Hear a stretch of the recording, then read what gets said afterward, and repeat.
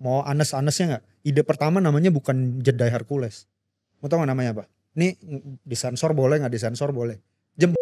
Founders Theory.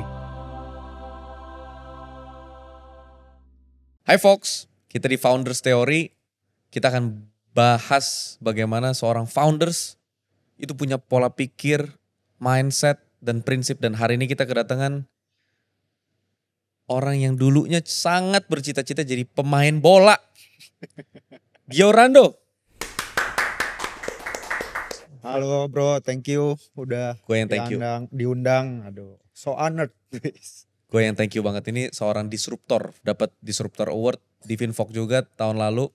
Dan gue penasaran. Pertama, gue kasih disclaimer dulu buat penonton. Apapun yang kita sharingin di sini bakalan bentuknya tuh honest truth in business ya. Gior demen banget ngebahas sesuatu tuh apa adanya yang esensi. Jadi gue bahas mulai dari sini. Cita-cita lu dari kecil adalah seorang pemain sepak bola. Ya. Bagaimana ceritanya sekarang jadi pemilik salah satu, kalau gue bisa bilang tanpa berusaha membesarkan kepala, tapi faktanya memang begitu, salah satu pemilik dari agensi marketing paling gede di Indonesia. Garis temu 70-an orang karyawannya. Tapi basicnya dari mau pengen jadi pemain bola. Cerita dong bro. Jadi gue itu ingat orang tua gue tuh selalu bilang, jadi orang itu harus berguna buat orang lain. Yang kedua harus memuliakan penciptamu. Begitu. Jadi dulu gue umur 14-13 tahun gue pikir gue bisa berguna buat orang apa, gue bisa memuliakan pencipta gue. Pencipta itu bukan cuman yang di atas loh. Orang tua gue itu pencipta gue juga. Oke. Ya kan? Make sense. Gitu loh. Jadi membanggakan orang tua ini gimana. Gitu. Nah waktu itu gue gila bola banget. Sampai hari ini gue gila bola banget. Dulu belum zaman internet itu gue udah kayak Wikipedia-nya bola. Tuh lu tanya gue istrinya pemain bola, anaknya tuh gue tahu semua gitu. Jadi dari dulu bangun tidur, sebelum tidur yang dipikir bola terus gitu. Nah makanya waktu itu pengen jadi pemain bola gitu. Ya simple, pemikirannya adalah gue kalau melakukan sesuatu yang memang gue setiap hari pikirkan dan ini gue ya mau bakal memuliakan itu gitu kan. Dan lu punya mimpi pengen main bola sama orang dari seluruh dunia. Nah itu mimpinya tuh, pengen main bola sama orang dari seluruh dunia. Tercapai gak bro? Tercapai actually. Tercapai. Cerita pencapaiannya bagaimana bro? Ya waktu itu gue orang tua gue waktu itu nggak cukup sebenarnya berada untuk bayarin gue masuk ke sekolah sepak bola salah satu yang paling bagus lah di Indo, tapi mereka sacrifice a lot sampai akhirnya gue bisa main di situ. Dan gue main di situ bener-bener pelatih gue tuh mantan Piala Dunia, mantan timnas, pelatih fisik gue itu orang tercepat di ASEAN, Suryo Agung kayak gitu-gitu. Pak Suryo Agung orang tercepat di ASEAN pada waktu itu. Itu pelatih fisik tuh. Gila deh. Gitu. Terus teman-teman main gue itu ya orang Portugal, orang Brasil, orang Korea, orang Itali gitu. Seluruh dunia beneran. Tercapai. Tapi lu gak masuk jadi tim nasional? Hampir. Ceritain dong. Tim nasional. Seru ini. 15 waktu itu. Waktu itu lu umur berapa? Gue umur ya 14-15 lah. Lu umur 14-15, waktu itu ada U15 pertandingan ya. Jadi waktu itu gue tanding Nike Cup namanya. By the way kalau lu tahu Nike Cup ini Rooney, Ronaldo, Torres semua itu main di Nike Cup dulu. Nike Cup ini jadi seluruh dunia. Nah di Indonesia tuh ada dulu Nike Cup. Nggak tahu sekarang masih ada nggak ya, gue nggak terlalu ikutin. Tapi dulu gue tanding di situ. Terus ditelepon sama timnas. Mau nggak anaknya, telepon bapak gue, mau nggak anaknya seleksi timnas U15. Sadis. Mata sipit. Ya kan? Aduh, Koko Gion. Tapi mau jadi pemain bola gitu. Jadi itu. Tapi singkat cerita nggak jadinya karena umur gue terlalu tua 6 bulan katanya gitu. Tapi bukan karena skill. Bukan ya? Skill bisa. Bukan karena Sarah juga bukan ya? Bukan.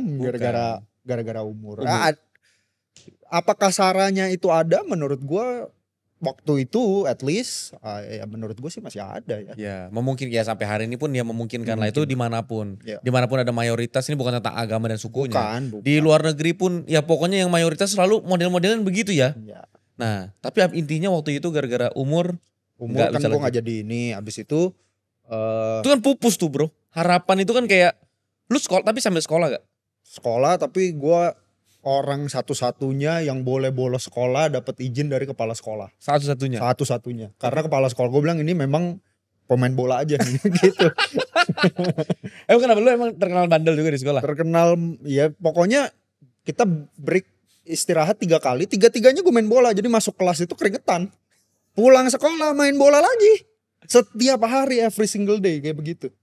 Gitu. Jadi memang gila bola. Iya. Ya cara ikut rambut lu udah kayak Subasa style lah, ya kan Ini mah juga. baru. Dulu gak boleh kan sekolah. Oke, pemain bola lu pupus harapan. Lu ngalamin apa di diri lu bro setelah itu terjadi? Marah gue, marah. Gue bilang ke Tuhan waktu itu, kok lu PHP sih bahasa sekarang itu. Kok lu PHP sih, kayak semua orang di sekeliling gue udah bilang ini mah bakal jadi pemain bola, tapi lu gak kasih. Padahal udah tinggal 1 langkah lah. Waktu itu gue stopnya itu gue umur 17-18. Gue merasa ini gue stuck aja gitu. Salah satunya adalah gue bilang gini, kalau gue lanjutin bisa gak ya? Bisa, tapi mungkin gue jadi pemain divisi berapa yang gak gimana memuliakannya gitu loh. Impactnya gimana kalau gue cuman jadi mediocre gitu loh. Jadi waktu itu gue berpikir ya udah gue akan cari tempat di mana I can be a world class di something gitu loh. Kalau lo jadi world class baru lo bisa ini dong. Kalau lo mediocre ya nggak bakal jadi apa-apa. Jadi waktu itu gue stop, tapi gue marah banget sih waktu itu. Marah. Tapi gue inget mimpi gue kan main bola sama orang seluruh dunia udah tercapai. Lu salah doa emang bro. Iya, gitu. Jadi gue bilang ya udahlah Tuhan, gini, you've granted my wish. Nggak ada kepikiran anak seorang keturunan Tionghoa bisa sampai kayak gue di itu waktu itu, apalagi dengan konteks gue gitu ya. You've granted my wish, now it's time for me to grant yours. Lu mau gue jadi apa? Nah waktu itu gue inget banget, mama gue tuh selalu bilang kalau lu sekolah nggak bener lu jadi tukang koran. Kayaknya itu semua anak Chinese itu kalau Iya, bener, gitu bener. kan, lu jadi tukang koran. Antara dua, tukang koran atau gue kalau nggak sekolah nggak bener mama pindahin ke asrama panti asuhan gitu. Pernah gak lu dapet begitu? Iya. Iya, asrama panti asuhan gue sampai aduh. Ya udah, waktu itu doa gue simple, gue bilang ke Tuhan ya udah, gue bakal jadi tukang koran. Tapi gue bilang gue jadi tukang koran yang terbaik di dunia. Aduh. Gitu. Tapi singkat cerita nggak langsung jadi tukang koran, jadi pendeta dulu. Nah, gimana ceritanya itu? Lu 17-18. Jadi gini, buat yang belum tahu, kita udah beberapa narasumber ya. Kesamaan utama gue sama Giorando 1 tahun lahir. Ya, 96. Gue 93. Oh iya. Iya, berarti Beda dikit. ya beda dikit. Tapi yang paling sama adalah sama-sama ngambil filsafat teologi. Iya. Bedanya emang ini world class ini. Ini serius nih, beda. Ntar kita cerita kenapa. Tapi kenapa ujungnya jadi ngambil ke filsafat teologi bro? Soalnya waktu itu ini kurang ajarnya sekolah ya. Memberikan peer pressure yang tidak penting. Jadi guru gua nanyain satu-satu anaknya waktu SMA 3. Kuliah apa? Jurusan apa? Dah gua seumur hidup mikirnya cuma mau jadi pemain bola. Ditanya begitu kan semua jawabnya keren-keren. Ada yang Dokter. UI ya kan. Dokter, lawyer.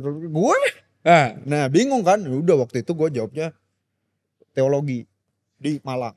Ya, kenapa? Maksudnya dari semua pilihan yang bisa lu ngomong gitu loh. Ya, karena gue nggak bisa membayangkan juga gue ambil yang lain gitu ya. Jadi ya udah di otak gue itu aja yang Teologi di Malang. Iya. Kita nggak nyebut sekolahnya lah ya. Tapi intinya lu ambil filsafat. Teologi itu cabang ilmu filsafat kan sebenarnya ya. Berpikir, menganalisa dan segala macam. Masuklah teologi di Malang. S2, S1, S3. S1 itu. Jadi gue lulus SMA masuk situ. Gitu. Tapi bocah. ceritanya bagaimana tuh bro? Sampai dapat ijazah? Enggak lah. Gue semester 3 dikeluarin. Emang kalau nggak DO tuh nggak sukses gitu kali ya? Itu kayak udah trademark ya? Nggak tahu juga. Gue juga nggak berencana gitu loh. Cuman Semester 3 kenapa? Lu berantem sama orang? enggak, gue nakal aja dulu. Nakal, benar-benar nakal. Nakalnya semua peraturan gua akalin. Oh, Gitu. akal. Nakal. Anak akal. Jangan-jangan nakal adalah Akal. berakal. Karena sebenarnya ya coba nih, ini memang buat yang belum tahu ya, kalau disebut nakal itu ya, jangan dibayangin nebas orang pakai samurai, ngebut-ngebutan motor, bukan begitu. Lebih ke contoh ya, bisa jadi lebih ke gue boleh cerita di sini kan ya? Boleh. Nyuci di laundry bukan nyuci sendiri gitu ya, Bro ya. Itu Jadi nakal tuh, Bro. peraturan asramanya cuci baju sendiri. Heeh. Gue hitung-hitung.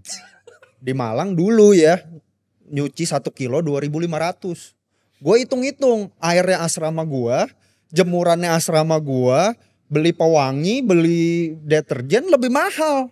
Jadi di otak gua ya gue laundry aja. Nah caranya karena gue di dalam asrama nggak boleh keluar, bikin janji sama tukang laundry. Nanti lu jemput laundry gua setiap hari ini, nanti gue boleh keluar pas weekend gue bayar lu. Kayak gitulah. Jadi nakal-nakal yang kayak gitulah. Ya, nakalnya Gitu. itu mengakali sistem, Gitu. tapi konteks nakalnya memang ya gue nggak tahu ya. Tapi lu satu pernah nyentuh narkotik gak? Enggak. Nakalnya itu berantem menganiaya orang? Enggak. Nah ini gue kasih tahu gini, nakalnya gue ya. Gue inget banget bapak gue bilang begini. Lu jadi cowok boleh nakal. Harus nakal jadi cowok. Harus nakal jadi cowok. Nah, tapi dia bilang gini, tapi nakalnya jangan yang ngerusakin diri sendiri. Nakalnya ngerusakin orang gak apa-apa. Ini Maksudnya ngerti ya, ngerusakin sistem orang, ngerusakin itu nggak apa-apa. Tapi ini kita benerin dulu nih, kalimatnya. Ini memang Giorando emang stylenya begini, ya kan? Jadi maksudnya ngerusakin orang bukannya ngebunuh orang, bukan. Ngerusakin orang tuh kayak ngakalin sistem. Kalau ada yang cara yang lebih baik, kenapa enggak? Iya, Intinya jangan gitu. nyari sesuatu yang nakal yang ngerusakin diri Ngerusakin sendiri, diri sendiri atau nyakitin orang lain. Iya, gitu. Begitu. Jadi jangan jadi narapidana, ngerusakin diri lu sendiri, masa Ya. depan lu. Jangan jadi narkotik, ngerusak Ya. masa depan lo, Ya. gitu. Jadi gue nggak, nakalnya gue tuh nggak nyentuh-nyentuh yang Nakal kayak tuh gitu. berarti maksudnya bokap tuh kayak cowok tuh harus kreatif. Ih, jangan lempeng-lempeng, maksudnya kayak iya aja semua, Iya. iya aja Kreatif. gitu. Iya. Semester 3 tuh. Nah, lu bayangin, Bro. Orang kalau gagal mimpinya sekali, itu biasa hilang. Lu ibarat kata, gue pakai kata gagal nih ya, agak keras tapi ya sebenarnya hari itu gagal, tapi kan lu nggak tahu apa yang terjadi setelahnya, makanya lu ini world class entrepreneur. Ini kalau boleh ngomong nanti kita bakal bahas, ini Giorando adalah owner dari the one and only Lead Guarantee Agency. Lead Guarantee Agency itu jadi kalau marketing agency, tahu Jedai gak? Jedai. Jepitan badai yang dibanting gak hancur, yang diinin sama Tasya Farisya segala macam, Jedai Hercules. Nah ini man behind-nya adalah orang ini. Nah nanti kita bakalan kulik gimana cara jadi world class entrepreneur, world class marketing strategis, tapi dalam konteks lu ngadepin 2 kali kegagalan besar. Ya. Setelah itu lu pupus harapan gak? Tuh berarti umur 21-22 ya? 20 lah, 21 ya. Terus Hancur lu kemana? lah. Hancur, jujur aja hancur. Bokap lu langsung nelfon ya? Gue nelpon bokap gue nangis-nangis. Oh lu yang nelfon duluan? Iya, gue nangis-nangis. Gue bilang gue bakal dikeluarin nih, gue buat salah gitu. Gue buat salah yang ini tuh gue pergi keluar kota gak minta izin gitu. Jadi ketahuan, waduh gue bilang nih gue pasti dikeluarin gitu. Jadi gue telepon bokap gue lah. Gue nangis-nangis, ya ini yang gue bilang privilege. Kalau orang privilege-nya mungkin warisan gitu ya. Privilege dari orang tua gue adalah gak ngejudge gue. Memberikan gue ini. Jadi waktu gue telepon, gue bilang gue bakal dikeluarin nih. Terus dia bilang begini, pokoknya lu pulang ke rumah. Dia bilang itu satu pesan pertama. Yang kedua, nanti Dedi yang urus, orang lain mau ngomong apa itu biar Dedi yang urus, lu gak usah pusingin itu.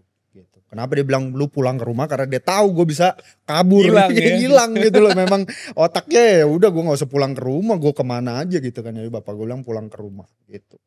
Sampai singkat cerita di bandara dijemput, ya kan. Gue bilang ke bokap gue heart to heart di mobil. Gue bilang sorry ya Dad, sorry karena gue jadi pemain bola, you sacrifice a lot, gak murah. Gue gagal. Sekarang gue jadi pendeta, gagal. Gitu kan, jawabannya bikin gue terenyuh nih. Iya, gue bilang sorry karena gue selalu gagal gitu. Habis itu bapak gue bilang gini, Koh, lu tau gak kalau gue selalu proud of you. Gue selalu kasih tahu cerita lu ini ke teman-teman gue apa semua segala macam. Bokap selalu bangga sama lu. Gue nggak malu.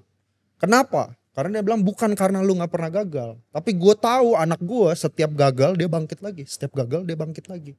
Jadi ya udah, you don't have to worry lah, gitu loh. Dan kembali lagi, gue even gue dikeluarin bukan karena gue Paham. perkosaan orang gitu, Iya. bukan kayak gitu-gitu gitu loh. Memang nggak ada yang perlu dimalukan, intinya gitu. Secara sistem Intinya lu gak sesuai memalukan. dengan sistem di situlah. Gitu. Secara sistem memalukan karena dikeluarin, tapi tidak ada yang memalukan sebagai seorang yang gagal.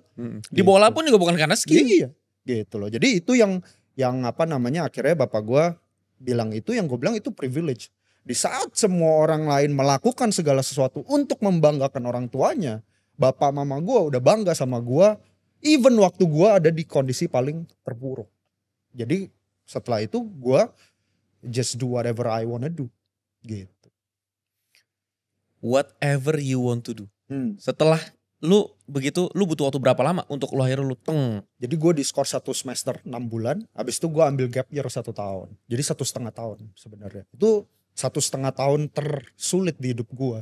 Karena kagak ada kerjaan, kagak ada ngapa-ngapain. Mama gue ditanya anak cowok satu-satunya sekarang ngapain, dia gak bisa jawab gitu kan. Jadi itu, tapi 1,5 tahun itulah yang membentuk gue sebenarnya. 1,5 tahun itu buat gue jadi orang yang jauh lebih dewasa. Apa yang lu lakuin 1,5 tahun itu? Nggak ada, merenung, belajar bahasa Inggris waktu itu. Belajar bahasa Inggris.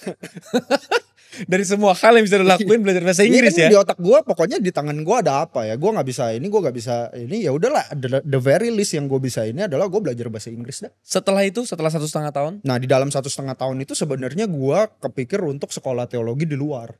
Keluar negeri. Karena kalau di luar negeri kan sistemnya mungkin berbeda. Nggak ada tuh asrama yang kayak harus nunduk sama kakak kelas kayak gitu-gitu kan, nggak ada gitu loh. Tapi ternyata di luar negeri itu sudah tidak bisa S1 teologi, harus S2 teologi. Jadi di otak gue ya udah gue harus ambil S1 dulu. Gitu. Akhirnya setelah 1,5 tahun itu gue ambil sekolah desain produk.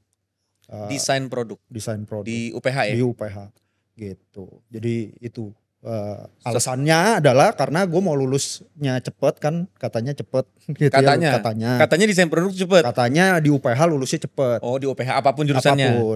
Kayak ya gitulah. Cepet lah emang, cepet habis. Nggak tahu lah ya. Habis masa pembelajarannya, habis apanya? Cepet gitu kan. Nah ya udah gue masuk ke situ. Habis itu gue ambil desain produk. Kenapa? Gue bilang dulu gue sekolah kan udah di kelas terus tuh bikin paper terus, katanya desain produk banyak kan bikin barang di bengkel. Katanya. Enggak juga sih. Enggak juga ya. Teori-teori juga ya, namanya kuliah ya. Iya. Tapi lu yang ini lu lulusin? Lulus. Di tengah-tengah hampir gue gak lulus. Karena gue udah cari duit. Nah, di tengah-tengah yang semester berapa lu mulai cari duit? Semester 2 lah. Cara cari duit gimana bro? Waduh, gue macem-macem. Ini bisnis pertama lu berarti ya? Bisnis pertama gue bikin sablon baju. Sablon baju bisnis pertamanya. Oh iya, itu kesamaan kedua. Bisnis pertama gue itu adalah sablon baju. Sablon baju, belajar dari internet, dari YouTube. Exactly the same. Belajar dari YouTube sampai gua ngerti, oh ini ada yang namanya oil base, ada yang apa segala macam. Bukan cuma belajar nyablon. Iya. Gua beli baju 100 biji warna putih kayak begini. Habis itu gua latihan nyablon gitu. Di garasi. Gitu. Harus garasi banget emang kalau founders nih ya. Gak tahu juga ya, garasi rumah gua, soalnya itu rumah bapak gua, memang gimana ya. Abis itu gitu. Setelah lu nyablon baju dapet duit dari situ? Dapet, tapi namanya kan bodoh. Ya segala seseorang itu, orang tuh suka ini ya, Kak saya masih cupu. Ya lu namanya mulai ya pasti cupu. Gue bisnis pertama gue ya gue ketawain sekarang kan gitu. Tapi ya dulu gue merasanya itu udah memang jagonya gue udah maksimal tuh di situ gitu. Jadi nggak berhasilnya itu karena ternyata gue nggak jago desain gitu. Anak desain produk tapi nggak jago desain. Lu pernah ngedesain nggak? Nggak pernah. Sampai detik ini? Gue nggak bisa gambar, gue nggak bisa 3D sketching apa itu gue nggak bisa semua. Lulus. Ajaib bro. Lu bisa keluar dari kotak-kotak yang luar biasa lo itu. Mengakali. Semuanya harus diakalin gitu. Jadi cerdas, kreatif. Bisnis kedua lu? Lu coba 8 bisnis kan kalau gak salah ya? 7 bisnis baru garis temu. Jadi garis temu adalah bisnis ke-8-nya. 7 bisnis pertamanya itu gagal. Gagal. Pokoknya ada sablon baju, ada. Yang paling ekstrim kebakaran bukan sih? Iya, yang terakhir kebakaran. Itu bisnis apa? Mesin ya? Laser cutting. Laser cutting. Bisnis laser cutting. Kebakaran. Satu tempat-tempatnya kebakaran atau mesinnya dong? Mesinnya kebakaran. Gitu. Jadi Itu macam-macam lah. Jadi modal dari bokap juga? itu modalnya pertama minjem mesin orang dulu. Cari order dulu lah. Jadi gak pakai modal bokap? Gak ada modal. Modal gue satu-satunya bisnis pertama itu yang sablon itu. Dari duit gue ngumpulin di celengan 1.000 rupiah koin. Asli? Serius. Ya si sablon memang modalnya gak terlalu gede ya? Iya, jadi gue inget waktu itu 2 jutaan lah. Itu duitnya dari gue ngumpulin celengan. Itu modal 1.000. sablon bisnis lu pertama. Iya. Udah selanjutnya bisnis Ya, 1 sampai 7 lu puter. Sampai garis temu ini. Sampai garis temu. Garis temu ini investor gede-gede kali. Kagak ada investor. Satu Sampai. tahun pertama kita dari kafe ke kafe. Di Gading Serpong di Karawaci. Door to door cafe. Pokoknya kerjanya di kafe. Oh kerjanya di kafe. Kerjanya nggak punya. Jadi kita udah punya klien berapa gitu ya. Kantor nggak ada kantor. Gitu. Jadi gak perlu kita ini. Wah ini gila nih. Oke. Terus lu mulai bisnis lu 7 bisnis gagal udah sampai kebakaran laser cutting itu semua dari duit. Berarti kalau pas kebakaran laser cutting rugi dong. Rugi. Terus mulai garis temu modal dari nol lagi gitu. Bukan dari nol, dari minus, dari ngutang gue. Orang biasa mulai dari nol bro. Iya, gue dari minus. Mulai dari minus ya kakak gitu ya. Jadi di bulan yang sama gue bikin garis temu, di bulan itu kebakaran. Dan di bulan itu juga lu harus bayarin masih. Iya, waktu itu ada PO-nya kan. Jadi Lu udah ada deal ya? Justru itu kebakaran karena lagi kita kerjain dealnya salah satu instansi pemerintah. Terus bagaimana itu dealnya? Ya gue oper ke orang yang ada rugi gue. Mulai dari minus kakak. Beneran mulai dari minus. Beneran. Terus garis temu nih. Kenapa dari laser cutting jadi garis temu nih? Jadi gue kan bisnis sudah banyak ya. Ada 2 sebenarnya bisnis yang satu lah yang lucu. Bisnis yang gue belum ceritain adalah gue jualan donat kentang di kantin UPH. Jadi gue kuliah. Iya, jadi gue kuliah ambil kelas, ada SPG gue 2. Pagi-pagi kerjanya gue adalah bawa tepung, bawa kentang, bawa mentega ke situ. Donat kentang. Iya, itu bayarin kuliah gue itu. Seriusan? Iya, bayarin kuliah gue plus tugas akhirnya partner laser cutting gue. Gue yang bayar pakai donat kentang. Bukannya itu dibayarin bokap lu kali? Bokap gue cuman modalin mesin bekas. Gak kuliah yang bayar siapa? Awal-awal bokap gue kan, gue belum ini. Tapi Iya. begitu udah kuliah. Pas lu bisnis di semester awal itu lu bayarin Iya, selanjutnya. gue bayar terus. Sampai wisuda sampai semua lu bayarin. Iya. Buset. Gitu. Kayaknya ada 1 bulan tuh gue lagi susah, itu bokap gue cover. 1 bulan tuh ya. Satu semester. Tapi itu donat kentang yang lu inget ya yang nolongin. Jangan salah pak, itu jualnya harganya cuma 10.000 ya. Tapi itu omset gue bisa puluhan juta. Buka itu cuma dari jam 9 sampai jam 3 jam 4. Puluhan juta. Nggak tahu gimana caranya. Gue bukanya itu di tempat mahasiswa turun. Di tangga. Gitu. Jadi belum ini kan masih lihat-lihat, dilihatnya gue punya snack. Ceban. Ya, ceban gitu kan. Gitu. Aduh Giorando, buset lu. Gitu. Itu aja. Banget sih. Masuk ke situ ya harus deposit kan kalau kita sewa tempat. Iya. Nggak punya duit. Nah gimana itu? Tulis surat. Dear developer apa sih dulu manajemen, terima kasih sudah mengizinkan saya buka di sini. Tapi untuk membayar deposit saya tidak punya uang.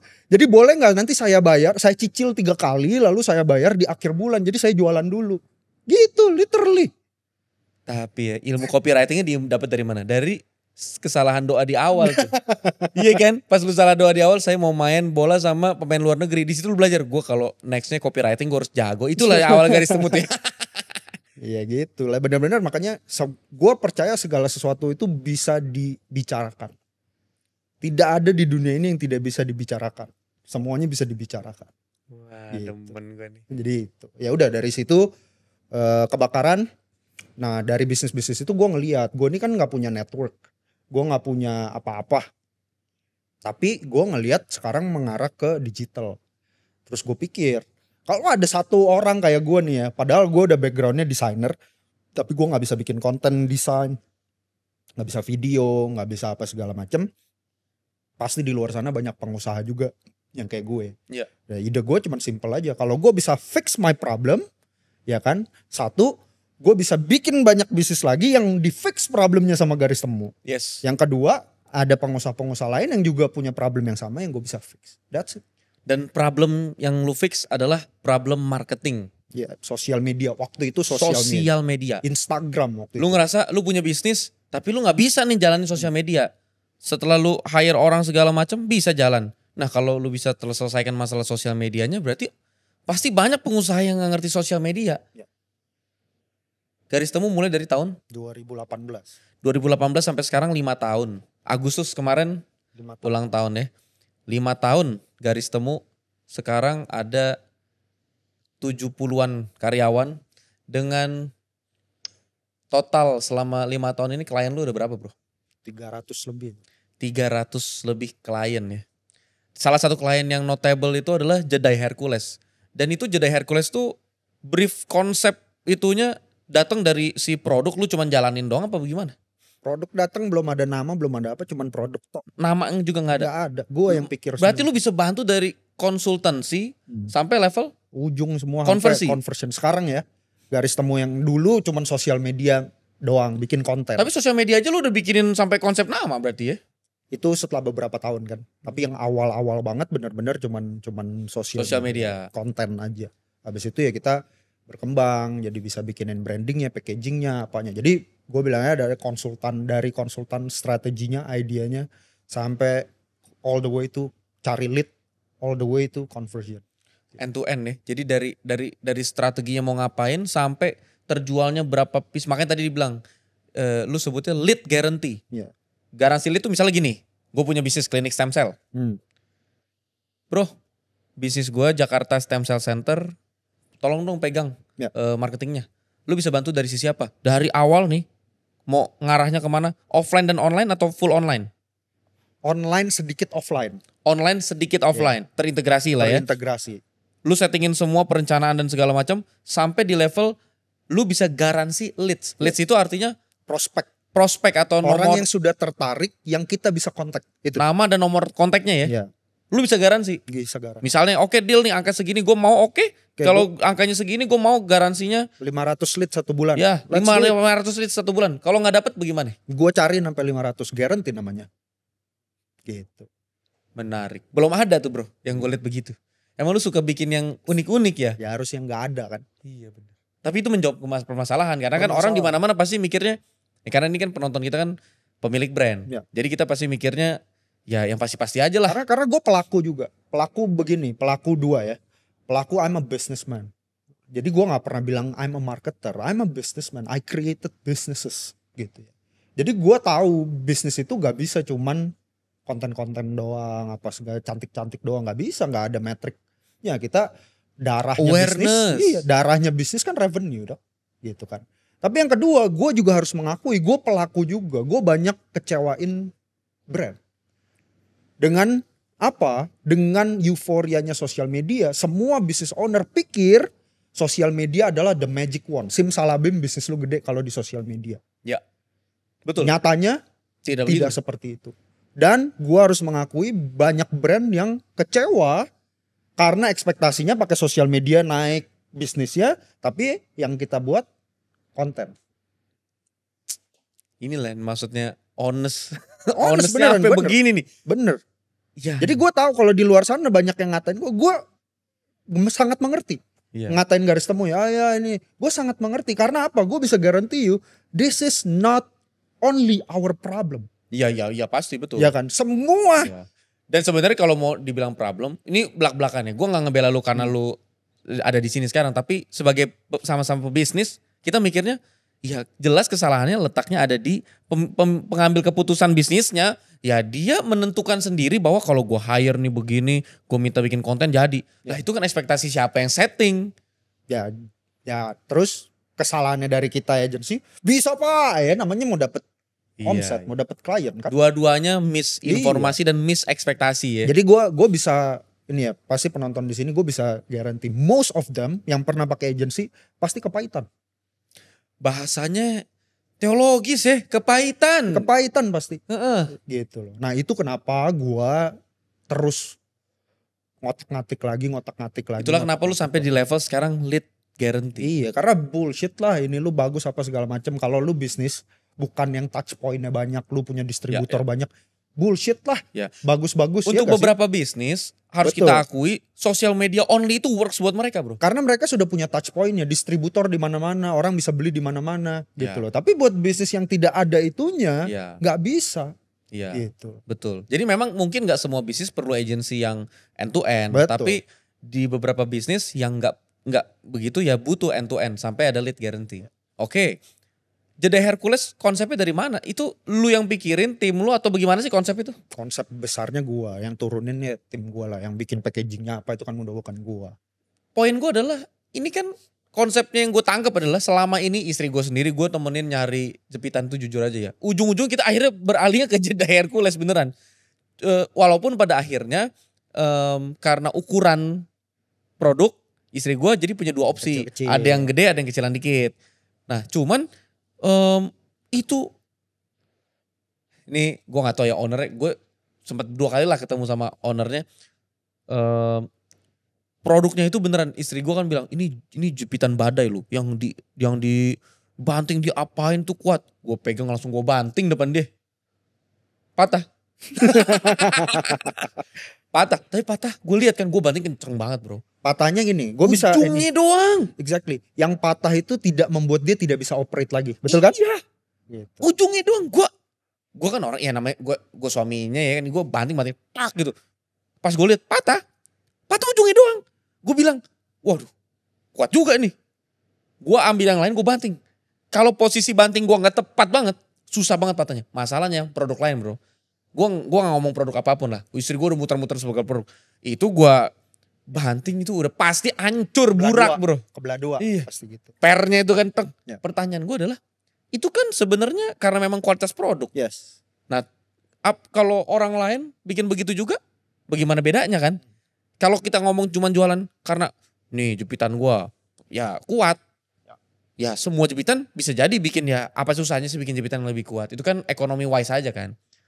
Cuman di brandingin lah jadi jeda Hercules. Gimana konsepnya bro?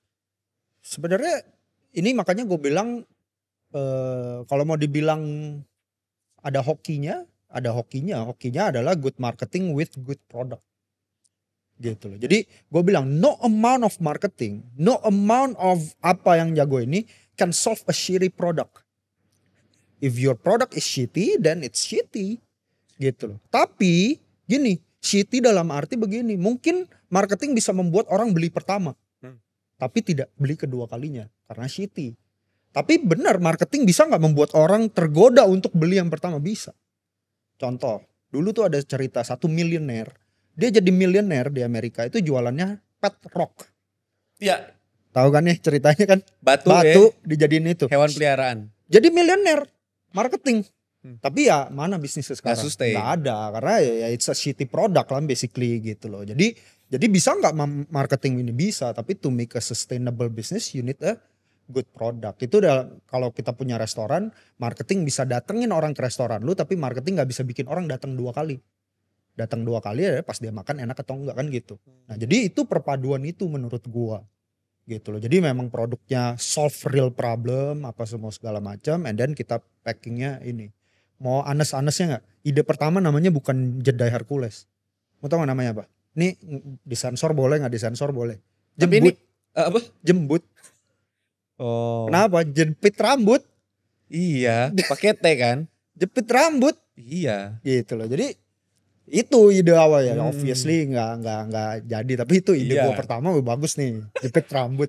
Yorando, teologi sekali memang namanya ini. Gitu. Tapi ya Tapi ya udah konsepnya adalah karena dia kuat kita Iya. pakai Hercules hairnya diplesetin jadi hair gitu loh. Habis itu jedai strong pokoknya itu. Terus konten-kontennya dibanting dari lantai 3 dilindas mobil. iya. Terakhir pecahin rekor muri dari lantai berapa tuh 100. Pecahin rekor muri. Gitu. Ngejepitan mana pecahin rekor muri. Ibarat kata kalau orang mah ya kalau udah dari lantai 100 berapa itu mah atau berapa ratusan meter udah hilang juga itu mah ya.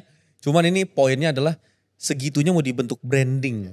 Nah itu bedanya branding sama cuma sekedar kualitas produk yang bagus.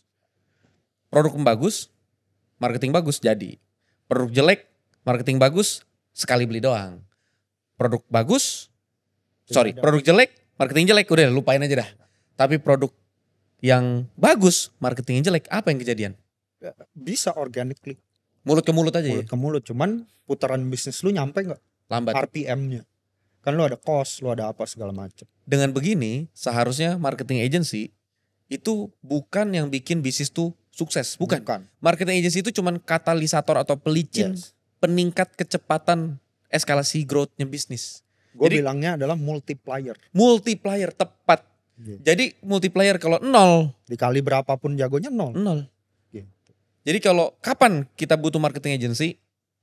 Tentunya ketika bisnis kita sudah berjalan dan mau dimultiplier, diperbesar, dipercepat. Tapi kalau dari awal, dari 0, from scratch, menurut gue mungkin lebih tepat kalau itu, tapi gimana ya, gue bingung. Nah itu jedanya belum ada nama waktu datang ke lu.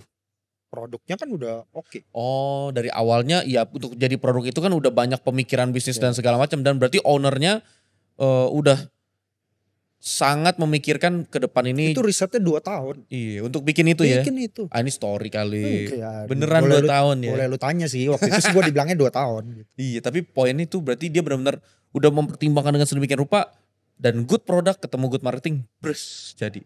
Itu udah sampai level ekspor belum sih? Gue gak tahu ya sekarang ya. Itu sih kuat banget. Maksudnya secara branding ya. Positioningnya oke banget kan? Gila itu. Mana ada branding sekarang yang ada nama? Apa jeda yang ada nama? Iya. Ya kan? Tapi ini jeda Hercules. Dan udah terlanjur begitu, orang yang jadi yang baru kepikiran sekarang juga ya udah nggak bisa lagi, udah ada. Ya. Menarik. Bro. Hmm. Karena ini founders theory. Hmm. Menurut lu what makes founders? Gini. Gua merasa orang kalau baca cerita sukses gitu ya. Kayak misalnya kita baca Pak Bong Chandra. Ya. Kayaknya ini orang dari awal udah pinter gitu ya. Kayaknya dia udah tahu dia bakal kemana dari awal. Gue sih belum pernah ngobrol sama dia deep ya. Tapi feeling gua dan Faktanya enggak? Enggak. Gue soalnya udah Ya kan? benar-benar bahas itu di podcast sebelum. Dia bilang memang Pasti enggak. Kenapa? Karena being a founder itu adalah artinya lu selalu reinventing yourself. Setiap kepentok cari jalan. Setiap kepentok cari jalan. Itu terus aja. Sampai akhirnya jadi something. Nah makanya menurut gua orang semua bilangnya oh ya jadi bos lu sendiri. Terus sekarang ada movement tau gak sih pecat bos lu. Iya kan? iya. Pecat bos lu. Terus gue bilang lu coba deh jadi bos. Lu kalau kagak punya namanya tenacity and relentless, mati pak. Tenacity and relentless itu apa sih bro? Simpelnya tenacity itu apa sih? Relentless kayak apa? Pantang menyerah lah gitu ya? Tenacity itu kayak apa ya? Uletnya. Oke, Gitu. Ya begitulah. Gitu lah. Keuletan. Keuletannya. Ah. Itu gak bakal ini gitu loh. Karena setiap hari ini ya mungkin banyak orang nggak pakai term ini, tapi gue selalu bilang ini. Jadi pengusaha yang sukses itu setiap hari harus jilat ludahnya sendiri. Oh iya, karena adaptif. Adaptif. Jilat ludahnya sendiri. Iya. Dulu gue bilang sosial media nggak buat jualan. Hari ini sosial media gue jualan terus. Gue lagi jilat ludah gue beberapa tahun yang lalu. Pilihannya antara gengsi Iya. atau omset. Iya. Gitu loh. Nah dia tinggal sekarang kepentok dong. Kalau gue jualan-jualan doang, branding Shifting reputationnya nggak kena. Jadi gimana caranya? Nah disitulah kita mikir. Dan kita reinventing terus tuh jadinya. Gitu. Jadi nggak ada yang namanya adalah sudah dibikin plannya dari awal sampai ujung jadinya seperti itu 100% tuh nggak ada. Yang ada adalah orang yang nggak menyerah terus menerus. Gitu. Waduh ini gue agak merinding dikit nih ya. Jadi founders theory ya, hari ini gue dapet satu yang keren banget. Yang belum pernah gue nemuin di buku, mungkin karena gue mungkin jarang baca, mungkin bisa jadi. Tapi poin gue yang sekarang gue dapat adalah di founders theory, founders itu bukan istilah ketika lu ciptain suatu bisnis. Founders itu sebenarnya suatu mental state. Hari ini lu bisa founders, besok lu belum tentu founders. Yes. Lusa lu bisa founders. Founders itu ketika lu mau reinventing yourself every single day. Jadi founders itu kalau gampang menyerah udah pasti bukan founders. Jadi lu harus ingat founders itu mental state. Yes. Itu bukan tentang oke, saya punya PT, saya jadi founder suatu bisnis. Founders itu keadaan kondisi mental. Pertanyaannya adalah menurut lu relentless jelas, tenacity, ulet, gigih, kreatif, lu harus berani adaptif. Semisal lu nyari co-founders. Ya. Selain hal-hal tadi, apa yang lu cari dari Yang seorang pertama co-founders? adalah punya visi yang sama. Tapi ada yang kedua, punya traits yang berkebalikan sama gue. Punya visi yang sama. Tapi punya traits yang kebalikan. Traits itu adalah skillnya, knowledge-nya, ininya itu yang kebalikan. Kalau gue orangnya big picture, dia harus detail. Kayak gitu loh. Nah kebanyakan, oh ya kita kan desainer sama desainer kita bikin agency yuk. Jadi sama tuh. Jadi yang terjadi dari sama ini satu adalah lu tidak akan saling respect. Yang ada adalah gue pikir lu yang kerjain. Gue pikir lu yang kerjain. Tapi kalau gue sama partner gue udah tahu itu gak mungkin gue bisa lakukan. Dia tahu itu gak mungkin dia bisa lakukan. Itu gue yang lakukan. And that's why we have a mutual respect. Gitu. ya, gue gak tahu lu masih ingat apa enggak ya. Tapi itu SR Kenekdo namanya. Iya kan? SR Kenekdo tuh bagaimana ya. Sesuatu yang sepadan tapi beroposisi. Ya. Seperti roda gigi. Yes. Dia tuh sepadan tapi dia tuh tidak mungkin sama. Kalau dia sama dia benturan. Kalau dia sepadan dan dia beroposisi jadi saling melengkapi. Tapi gini ya, ada kembali lagi ya, dunia bisnis ini bukan matematika aja kan. Ada nggak yang sama tapi bisa jalan? Ada. Karena gue konsepnya begini. Kadang-kadang ada yang kayak garpu sama sendok.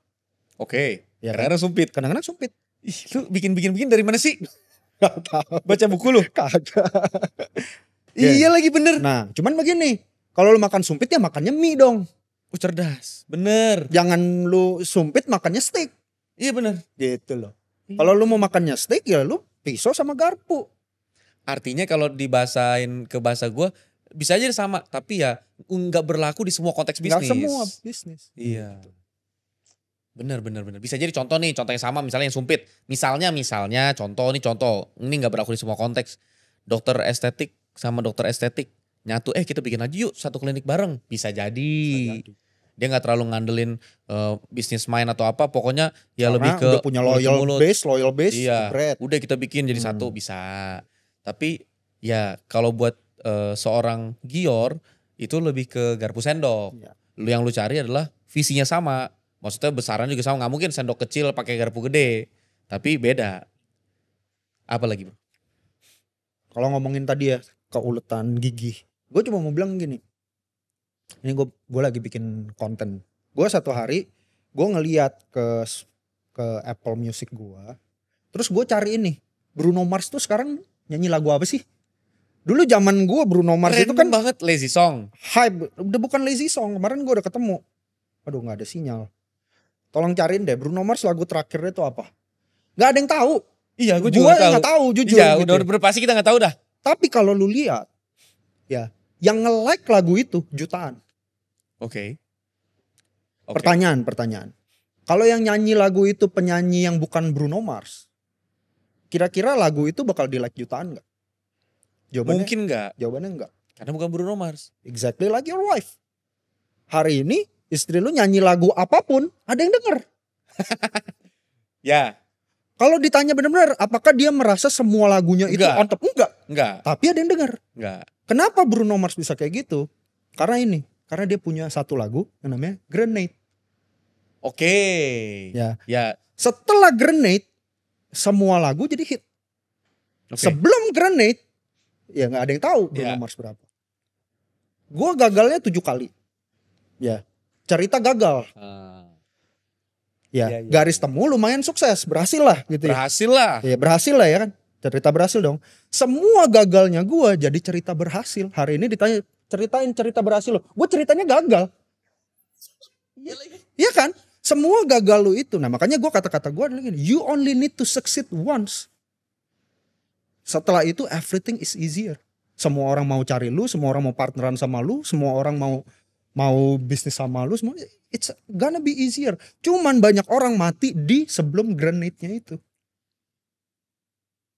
Itu. Perfect. By Ed Sheeran loh. Iya. Waduh. Nih ya. Untuk jadi pantang menyerah, lu harus seenggaknya punya prediksi ketahanan. Kayak lu main bola. Yes. Lu lebih gampang ngomong tentang ini bro.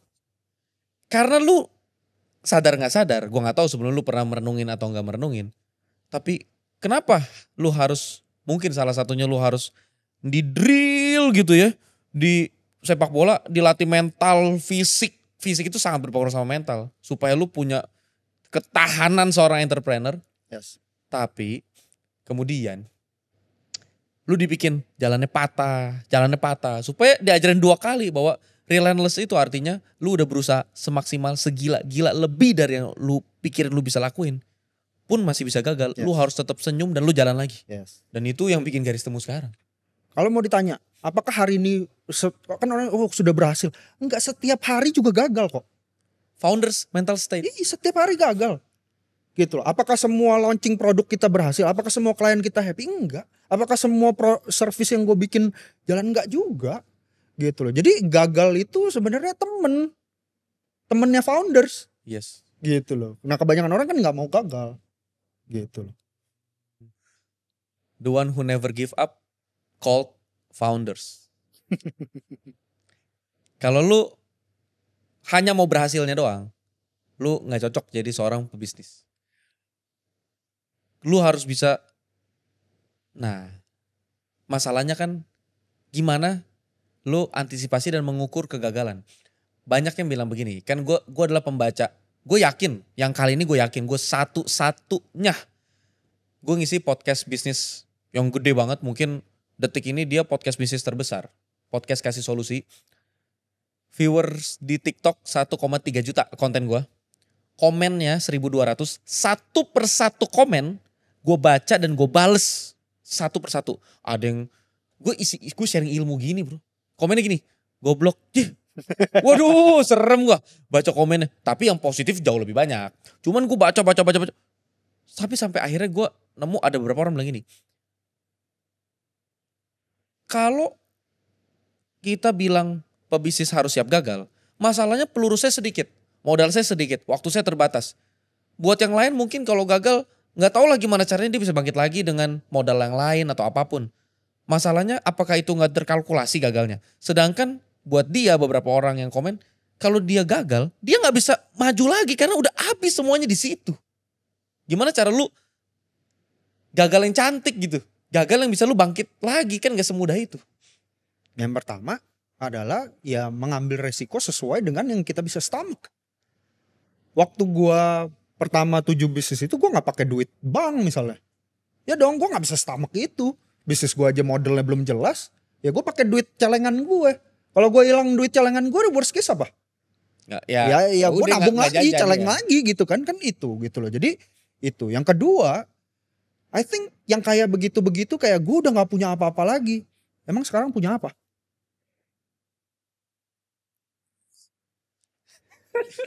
Itu mentalitas gue dulu tuh waktu gue masih nggak ini adalah Emang gue sekarang punya apa? Gitu. iya. Kalau sekarang gue rada hati-hati mengambil resiko.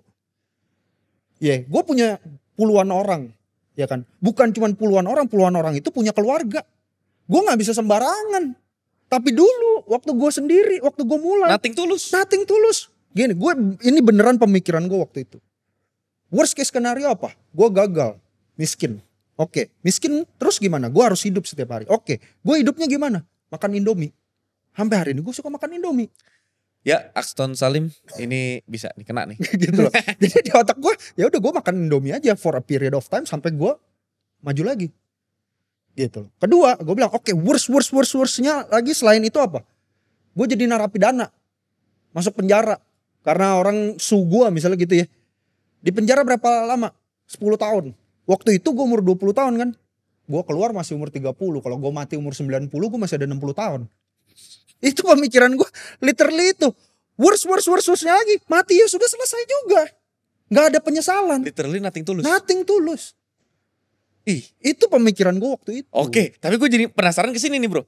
Gimana caranya lu ngelola mental state lu sekarang dengan tanggung jawab dan yang gue anggap itu sekarang jadi beban movement. Ya mungkin itu kali yang bikin korporat gak berani gerak. Exactly. Karena gamenya berbeda. Gitu. Gimana lu handle itu? Gimana lu handle tetap ya kalau kita bilang tadi lu bisa ngomong lead guarantee. Itu kan lu tetap shifting terus walaupun sebesar garis temu. Gimana caranya? Gue selalu ada pemikiran ini. Harus ada yang tetap stable, business as usual. Tapi selalu ada porsi untuk lu selalu ini Kasih ruang kasih improvisasi. ruang untuk improvisasi. Tapi ruangnya ruang aman. Mungkin nggak aman, tapi kalau dia ini nggak habis semua. Berapa persen? Gimana cara lu kasih rasionya gitu? Karena gue bukan scientist gitu ya, gue Ya. nggak bisa kasih number. It's gut feeling karena gue in the game for so long ya lah gitu lah ceritanya. Gimana ya? Iya, Kayak karena I build this from zero, gue tahu ini punya margin of error berapa ya gue. Kalau lu pakai feeling, ya berarti ini kisaran 20% lah gitu kali ya. Maksudnya ini bukan sesuatu yang lu resikoin kalau ini terhantam bisa Semuanya, nurunin ini. iya. Ya intinya masih minoritas dari semuanya. Lu bikin sesuatu yang baru, ya gue bilang baru karena lebih baru dari GT garis temu, G Academy. Iya. G Academy ini apa dan bagaimana buat apa? Jadi kalau tadi cerita gue adalah internet mengubah hidup gue, betul gak sih? Iya. I'm a nobody. Hari ini gue bisa duduk sama lu, Ya. cuman Lebih karena tepatnya internet. sosial media mengubah Iya. hidup lu ya. Iya. Jadi sebenarnya balik lagi ke yang bapak emak gue bilang. Jadi orang harus berguna, harus memuliakan. Itu gue bikin G Academy untuk bilang 2000 GT-nya 2018, tapi gue mulai sosial media penjualan itu 2013 2014 gue mulai sosial media ya kan, dan hari ini 10 tahun kemudian sosial media mengubah hidup gue. Gue cuman pengen bilang lucunya mayoritas sekarang orang masih tidak percaya kalau sosial media bisa mengubah hidup lu. Instagram, internet bisa mengubah hidup lu.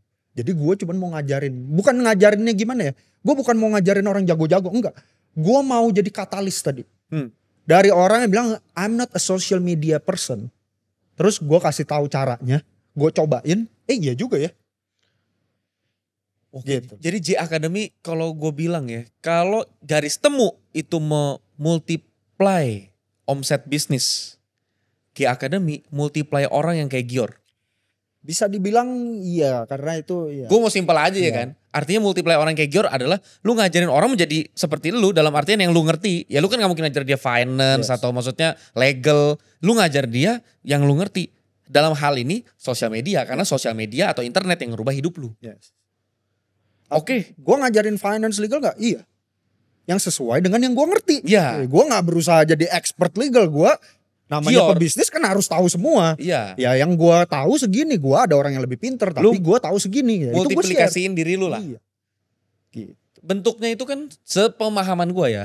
Biayanya itu kayak biaya sukarela lah begitu menurut gue ya. Karena angkanya tuh nggak signifikan. Ya. Berapa biayanya? 79.000 per bulan. Iya. Malu, 79.000 per bulan itu yang didapat apa? Access to the whole thing, tapi juga access to our client. Jadi gue bilang gini, gue ajarin dapat duit. Kalau lu bisa, gue bukain semua aksesnya. Gue punya klien loh yang butuh content creator. Gue punya klien loh yang butuh dicariin kliennya. Jadi gue buka semua my access and network. Ya lu itu. Jadi yang gue suka, Gior pernah bilang gini. Kalau akademi lainnya kan kita kan selalu harus cari pembeda. Ya. Akademi lainnya, kita kasih ilmunya, suruh dia cari duitnya. Di G Academy ini, lu kasih duitnya dulu, lu kasih proyekin dulu, lu kasih kerjaannya. Kalau udah dikasih kerjaannya, orang mau gak mau harus belajar cara cari ilmunya bagaimana. Jadi dia lebih semangat. Karena the money is there. The money is there. Gitu. Gue real aja ngomong. Jadi di dalam gue punya ekosistem bisnis di akademi ini krusial. Ini bukan cuman gue punya pro bono, bukan. Ini adalah gue tahu kebutuhan creator semakin banyak, kebutuhan tadi ya lead dikontakin semakin banyak. Nah itu yang gue ajarin. Jadinya gue salah satu ininya gue sourcing orang-orang yang bisa kerjain demand dari klien-klien gue dong. Ini ekosistem nih. Jadi ini dengan ekosistem begini, lu kumpulin, lu udah ada klien, abis itu lu cariin dia lead dengan pasukan lu dari G Academy, dia dapat duit, klien lu dapat leadnya juga diprospekin lagi dan seterusnya. Lu bikinin ekosistem yang lengkap. Ya. Gior, ini closing statement. Ini kamera lu. Anggap aja lu ngomong sama Gior yang baru nelpon bokap nangis dikeluarin dari Malang. Lu bakal ngomong apa sama Gior hari itu?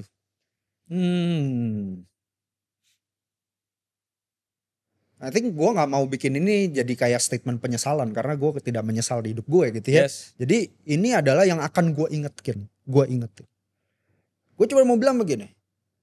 Hidup itu tentang pengorbanan. At the end of the day kita hidup itu untuk berkorban. Buat seseorang atau sesuatu. Kalau hidup adalah tentang pengorbanan. The best scenario adalah kita memilih pengorbanan kita. Kita memilih siapa yang kita berkorban untuk siapa dan berkorban untuk apa. Gitu ya. Problemnya banyak orang gak bisa pilih pengorbanannya karena apa? Karena dia tidak mau menerima fakta kalau ujung-ujungnya lu harus berkorban.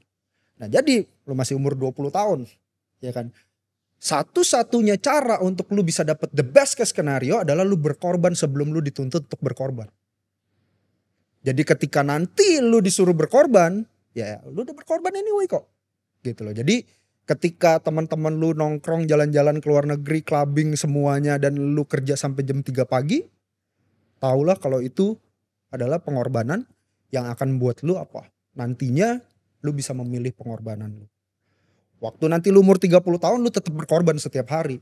Kerja juga sampai gila-gilaan setiap hari. Tapi itu adalah sacrifice yang lu pilih dari awal. Bukan karena terpaksa. So life is all about sacrifice. Pick your own sacrifice. Gior, thank you. Thank you juga. Bye folks.